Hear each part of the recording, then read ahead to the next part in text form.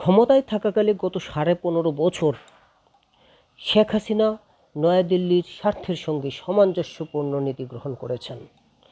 বিশেষ করে সীমান্ত এবং স্থিতিশীলতা এবং যোগাযোগের ক্ষেত্রে তিনি একেবারেই ভারতের সঙ্গে ওতপ্রোতভাবে হয়ে কাজ করেছেন। অনেক সময় চীনের চেয়েও ভারতকে অগ্রাধিকার দিয়ে কাজ করেছেন তিনি। ক্ষমতাচ্যুত হওয়ার পর তিনি ভারতে গিয়ে কিন্তু আশ্রয় নিয়েছেন, অর্থাৎ জুলাই গণঅভ্যুত্থানের মধ্য দিয়ে গত বছরের 5ই আগস্ট শেখ হাসিনা পালিয়ে গিয়ে ভারতে আশ্রয় নেন। এরপর মানবতা বিরোধী অপরাধে তার বিরুদ্ধে বিচার শুরু হয়। বিচারিক প্রক্রিয়া শেষে তার বিরুদ্ধে মৃত্যুদণ্ড দিয়েছে আন্তর্জাতিক অপরাধ ট্রাইব্যুনাল। এর পরপরই কিন্তু গোটা দক্ষিণ এশিয়া জুড়ে আলোচনা, শেখ হাসিনা কি ভারতেই থাকবেন?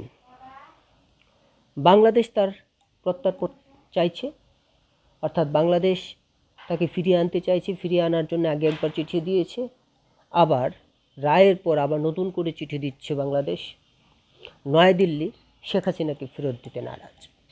রায়ের পর ভারতের পক্ষ থেকে কিন্তু একটি স্টেটমেন্ট দেওয়া হয়েছে। সেই স্টেটমেন্টের পরোক্ষ বক্তব্য হলো যে এই বিচারিক প্রক্রিয়া সঠিক হয়নি। শেখ হাসিনাকে বাংলাদেশ সরকার অর্থাৎ ইউনূসের কাছে তুলে দেওয়া ভারত নিরাপদ মনে করে না, এতে তার মৃত্যুদণ্ড কার্যকর হতে পারে।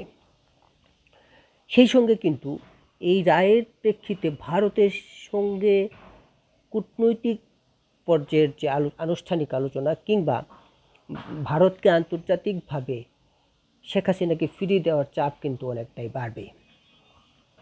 প্রশ্ন হলো, তাহলে কি শেখ হাসিনাকে ভারত সব কিছু উপেক্ষা করে আগলে রাখবেন?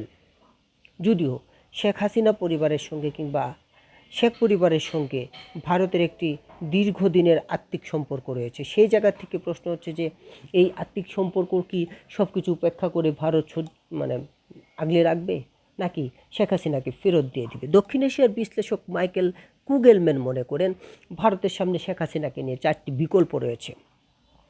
ভারত শেখ হাসিনাকে হস্তান্তর করতে পারে, তাছাড়া বর্তমান অবস্থায় রাখতে পারে, হাসিনার কথা বলা থামাতে পারে। চতুর্থ বিকল্প হচ্ছে যে তৃতীয় কোনো দেশে শেখ হাসিনাকে পাঠাতে পারে। আসলে কি সেটা সম্ভব কিনা, অর্থাৎ দণ্ডিত এ ধরনের হাই প্রোফাইলের কোনো ব্যক্তিকে কোনো দেশ গ্রহণ করবে কিনা, সেটি হচ্ছে এখন সবার সামনে প্রশ্ন কিংবা বড় প্রশ্ন।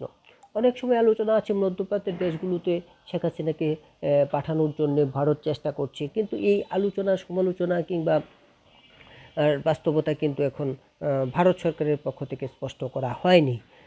তো আসলে অর্থাৎ শেখ হাসিনাকে ফেরত পাঠানোর জায়গাটিও কিংবা কোনো দেশ গ্রহণ করবে না সে বিষয়টিও কিন্তু বেশ চূড়ান্ত। তার মানে শেষ কথা হলো যে ভারতেই থাকছেন শেখ হাসিনা।